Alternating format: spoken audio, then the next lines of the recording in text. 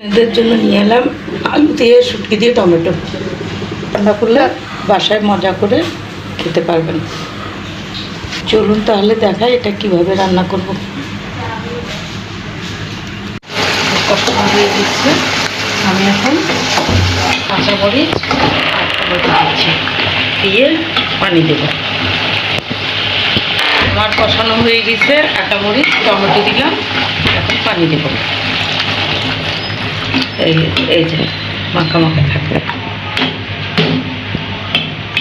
এখন ঢেকে দিব, তারপরে হয়ে যাবে।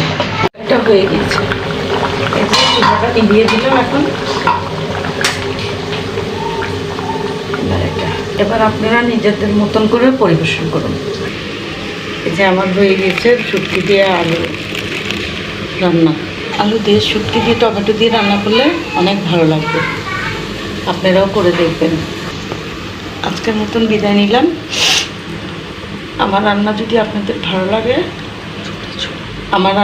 আপনাদের ভালো লাগে তাহলে একটা সাবস্ক্রাইব করবেন,